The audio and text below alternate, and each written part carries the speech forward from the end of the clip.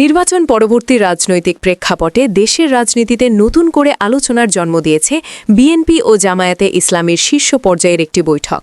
রবিবার ১৫ ফেব্রুয়ারি সন্ধ্যা ৭টা ৯ রাজধানীর বসুন্ধরা আবাসিক এলাকায় জামায়াতে ইসলামীর আমির ডাক্তার শফিকুর রহমানের বাসভবনে পৌঁছান বিএনপি চেয়ারম্যান তারেক রহমান। সেখানে তাকে ফুল দিয়ে শুভেচ্ছা জানান জামায়াত আমির। সৌজন্য সাক্ষাৎ হলেও নির্বাচন পরবর্তী সময়ের রাজনৈতিক সমীকরণে এ বৈঠককে ঘিরে তাৎপর্যপূর্ণ আলোচনা শুরু হয়েছে বিভিন্ন মহলে। বৈঠকে তারেক রহমানের সঙ্গে উপস্থিত ছিলেন বিএনপি মহাসচিব মির্জা ফখরুল ইসলাম আলমগীর এবং দলের স্থায়ী কমিটির সদস্য নজরুল ইসলাম খান। অন্যদিকে জামায়াতে ইসলামীর পক্ষ থেকে উপস্থিত ছিলেন নায়েবে আমির আবদুল্লাহ মোহাম্মদ তাহের।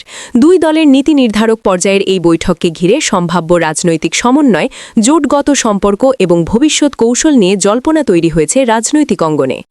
এর আগে বিএনপি সূত্র জানিয়েছিল, নির্ধারিত সময় অনুযায়ী তারেক রহমান সন্ধ্যা ৭টায় ডাক্তার শফিকুর রহমানের বাসায় এবং রাত ৮টায় নাহিদ ইসলামের বাসভবনে যাওয়ার কথা রয়েছে।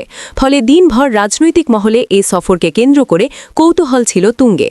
তার আগমন উপলক্ষে জামায়াত আমিরের বাসভবনের আশেপাশে নিরাপত্তা জোরদার করে আইন শৃঙ্খলা রক্ষা বাহিনী। অতিরিক্ত নিরাপত্তা ব্যবস্থা গ্রহণ করা হয় এবং পুরো এলাকা পর্যবেক্ষণে রাখা হয়। প্রসঙ্গত, গত বৃহস্পতিবার ১২ ফেব্রুয়ারি অনুষ্ঠিত ত্রয়োদশ জাতীয় সংসদ নির্বাচনে ২৯৭টি আসনের ফলাফলে দেখা গেছে, বাংলাদেশ জাতীয়তাবাদী দল এককভাবে ২০৯টি আসনে জয়লাভ করে সংখ্যাগরিষ্ঠতা অর্জন করেছে। জোটের শরিকদের আরও ৩টি আসন যুক্ত হওয়ায় বিএনপি জোটের বর্তমান আসন সংখ্যা দাঁড়িয়েছে ২১২-তে।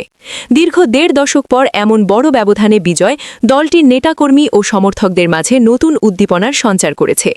রাজনৈতিক বিশ্লেষকদের মতে, নির্বাচন পরবর্তী সময়ের বাস্তবতায় শীর্ষ পর্যায়ের এ ধরনের বৈঠক ভবিষ্যৎ রাজনৈতিক সমীকরণ নির্ধারণে গুরুত্বপূর্ণ ভূমিকা রাখতে পারে। যদিও বৈঠকের আনুষ্ঠানিক আলোচ্যসূচি প্রকাশ করা হয়নি, তবু বর্তমান রাজনৈতিক প্রেক্ষাপটে এটি যে তাৎপর্যপূর্ণ তা বলার অপেক্ষা রাখে না। এখন দেখার বিষয়, এই সাক্ষাতের পর দুই দলের পক্ষ থেকে কোনো আনুষ্ঠানিক বক্তব্য বা নতুন রাজনৈতিক বার্তা সামনে আসে কিনা।